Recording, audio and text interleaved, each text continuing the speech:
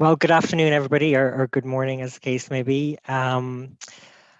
I first of all just wanted to say thank you to the co-chairs for inviting me today to present at this session, and also to acknowledge the funders of the Systematic Review, which were the Health Research Board here in Ireland and Genio as well. So why did we undertake the Systematic Review? Primarily, it was part of my PhD. So one of the main things that I was looking at in my PhD was assessing the acceptability and feasibility of individualized funding within the Irish context. And at the same time, the Irish government were actively considering a policy shift towards individualized funding on a national basis. And other jurisdictions in the past had been criticized for not using international evidence before embarking on such a national rollout. So to help ensure that didn't happen in Ireland, we wanted to pull together all of the international evidence and present it in one place. There had been no systematic review done on this topic previously. There had been a rapid evidence review and also a second review that focused only on mental health and not other forms of disability.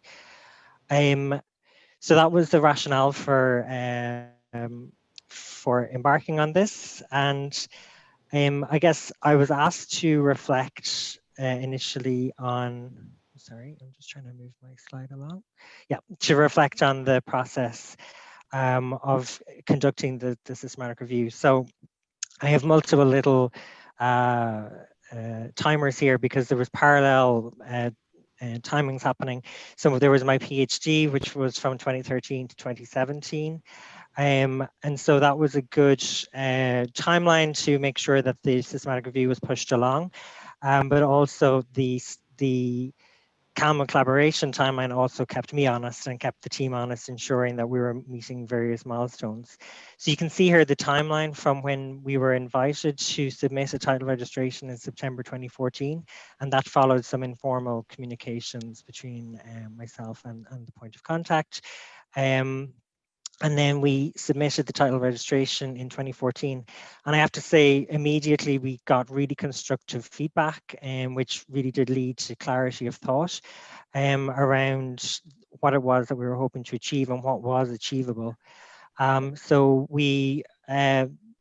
the title registration was published in January 2015, and then by May 2015 we submitted the protocol. The protocol development was probably one of the biggest pieces of work around this. It was a huge amount of work, but what it did do was provide a roadmap for the entire project. It really helped the team define what we meant by different terminology and to refine those definitions so that it was actually a manageable task to conduct this systematic review. And it actually helped us think through what it was that we hoped to achieve at a very early stage and to nail that down with the protocol. So we received extremely detailed feedback from 5 reviewers, and that led to 100 responses, which at the time seemed like a huge undertaking, but actually it was really beneficial because, as I said, it left very little to chance, and almost every eventuality was considered before we even started out on conducting the actual review. And ultimately it led to a very comprehensive reference document. So when we were in the midst of reviewing and screening articles, we sometimes could, almost forget what it was that we were trying to achieve. So we had this reference document to be able to go back to, which was fantastic. One of the things at the protocol stage that was highlighted from 3 of the 5 reviewers were concerns around the mixed methods approach, particularly the qualitative aspect. There were concerns that we were being overly ambitious and that we wouldn't be able to achieve both the quantitative and qualitative systematic reviews within the time constraints of the PhD 4-year period. So we took that on board, but after very careful consideration, we offered some counter arguments as to why we felt it was very important to include the qualitative, because we did have a sense of what was available in the literature. And because we were particularly interested in the implementation of individualized funding in Ireland, which was our interest. We really wanted to see what had worked well and what were the challenges in other countries. So the full review then was submitted in September 2017, just before I submitted my PhD thesis, so that worked out very well. And it gave me a chance to have a breather while we awaited the reviewer comments. And you can see there was a bit of a delay there, and I think that was down to the fact that it was difficult to find reviewers. But ultimately the review got published in 2019.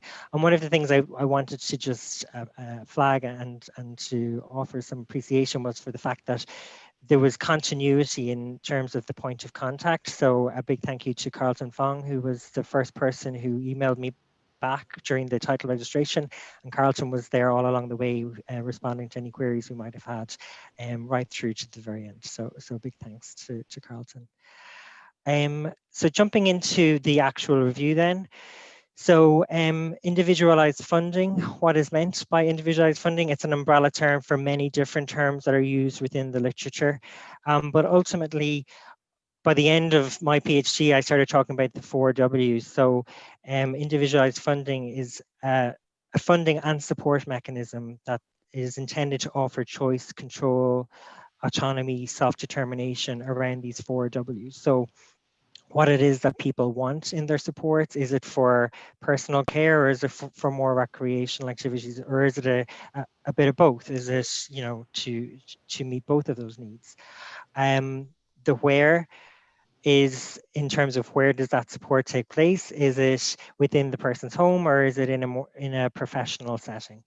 When does it take place? Is it, you know, any time of the day, or is it between 9 to 5 when paid supports are available, or is it after hours? And then who provides that support? Is it a network of informal supports, family and friends, or is it paid professional supports? In reality, it's a combination of all of these things. And the idea is that people are able to choose what best meets their needs and the best meets their life. And there are different methods. There's more autonomous methods of individualized funding, such as direct payments, and then supported methods such as brokerage support models. That's a very quick overview.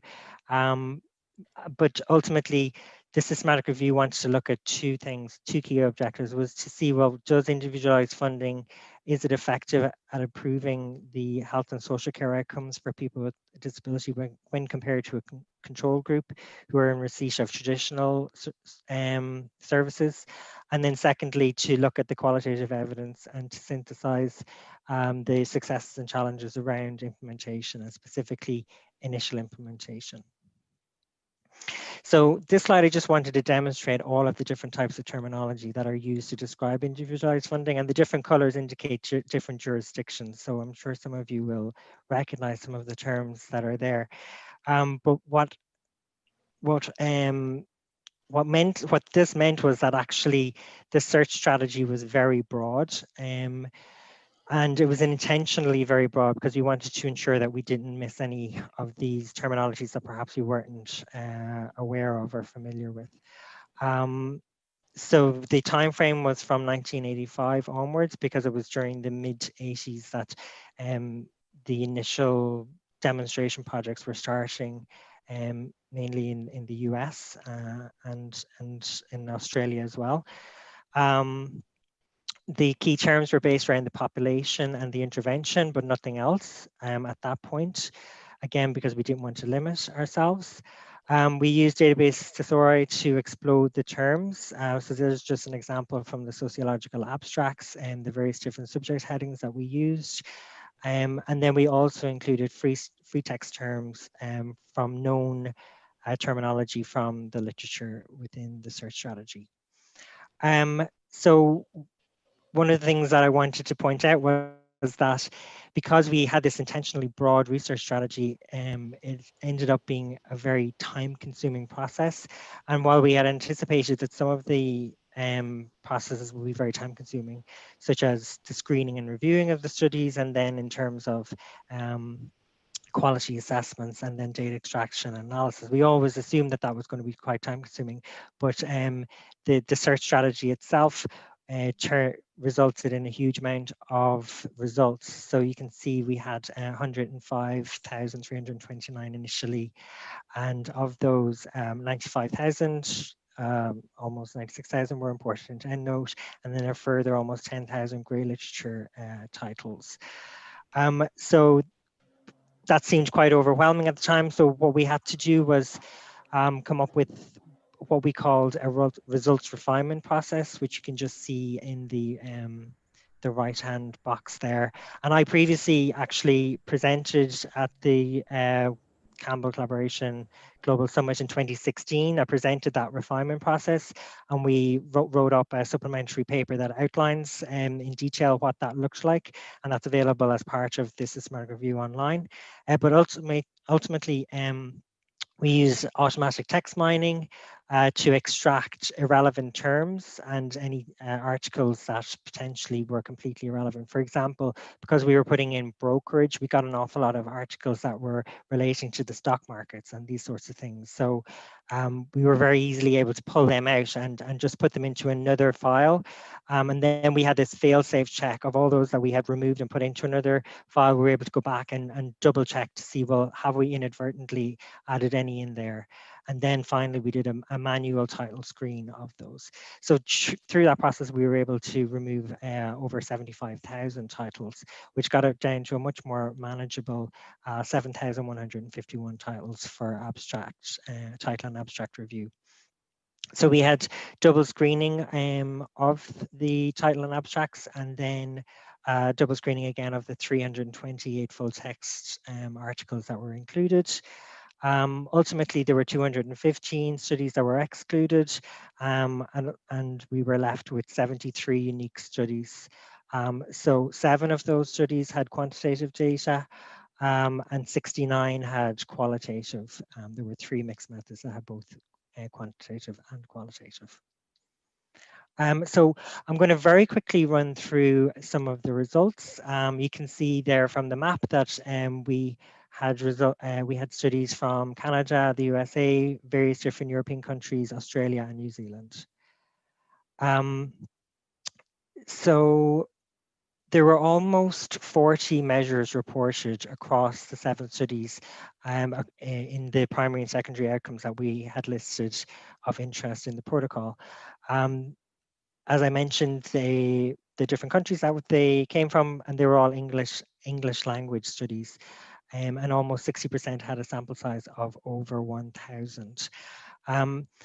The results were mainly positive for those in receipt of individualized funding, and I'll just quickly run through what that looked like. So in terms of our primary outcomes of quality of life, 4 of the 7 studies reported quality of life, and 2 of these studies showed positive results for those in receipt of individualized funding, while 2 showed no difference between the intervention group and the control group. In terms of client satisfaction, there were 12 different measures used across the 5 studies that looked at client satisfaction, and almost all of these were positive for those in receipt of individualized funding, whereas there was no difference for one of the measures used in one of the studies. So we looked at some secondary outcomes. One of those was physical functioning. Only 1 study reported this, and there was no difference found between the intervention and control group. We also looked at adverse impacts, and there was different types of adverse impacts that we were looking at. 5 studies looked at these, and there was mixed findings across the sites and across the measures, but again, mainly positive. There was 1 study that indicated that the intervention group were more likely to have unmet needs. Probably the main factor that came out as negative was around cost effectiveness. So 3 studies reported this. 1 study actually had insufficient data to include. So of the 2 that were included, 1 showed mixed results, so either negative or no difference in the different measures that were used, and then 1 showed no difference. And then finally, we looked at other measures such as safety and security and community participation. And 4 studies resulted other measures, 1 positive and 3 showed no difference. So I apologize for flying through that. The detail is all in the systematic review, but I wanted to just give you a sense of the type of data that we were finding. So in terms of the qualitative studies, then there were 69 studies ranging from the early 90s up to 2016.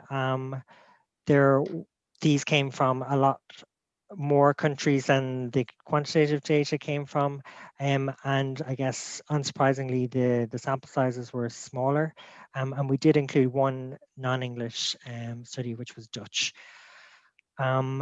So again, very quickly to just give an overview of the findings, we split them into implementation facilitators and implementation challenges. And these were split between perceived benefits, mechanisms of success. So what were the mechanisms that actually led to these implementation facilitators? And then the perspectives of staff and organizational representatives. So in terms of perceived benefits, there were very many perceived benefits expressed within the literature, particularly from individuals with a disability or their representatives, less so sometimes from professionals or representatives from organizations. And these perceived benefits were consistent across time. So from the early 90s right up to 2016, there was quite consistent findings coming out. So people talked a lot about the flexibility that individualized funding brought, that they were very much needs led, that people could choose the type and timing of support that they received, and they could choose how the money was used, and that in reality this led to a lot of benefits in their lives. So continuity of care, continuity in terms of the activities within their life that they were able to participate in. People talked about community integration and improved family life and social opportunities, and a sense of improved self-image. So people talking about feeling less of a burden and focusing more on their abilities and what they brought to society. This is very much just touching on the perceived benefits, but this is just to give you a sense. So in terms of the mechanisms that led to those successes, the network of support came up, I think, in almost every study that was out there. So really important to have a very strong network of support, whether that's organic or whether it's a paid network of support. The collaborative relationships were really important. So a collaboration in terms of between individuals and providers, but also between agencies and departments. And what that did was it led to a shared understanding and shared learning as people moved through the process of what did work well and where there were challenges and how to overcome those challenges. And interpersonal relationships were really important. So this sense of building trust and, bringing humor and flexibility into the work environment, because that's what's needed in reality on a day-to-day basis as you're leading your life, and not to be too constrained by processes and bureaucracy. Another mechanism of success was this financial recognition for voluntary work. So this was speaking to the fact that very often family members contribute an awful lot of time and resources towards supporting their loved ones, but this is not necessarily recognized financially. And this individualized funding for the first time for many people brought this financial recognition, and it meant that that role was more valued.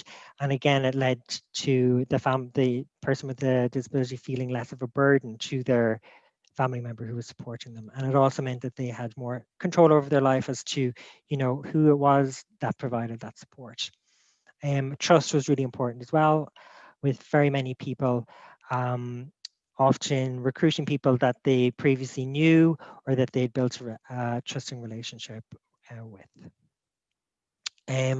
So then in terms of facilitators from a staff or organizational perspective, having a local support organization was really important. So rather than having just a national oversight body, having local support organizations for the provision of information, guidance, advice, training around payroll, tax, paperwork for people who are managing it themselves.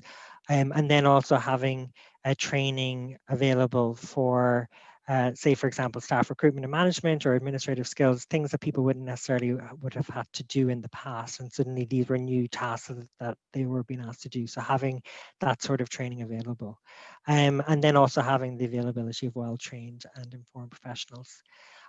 not sure how much time I have left, but I'm going to keep going until someone tells me to stop talking. Um, so just to quickly look at some of the challenges.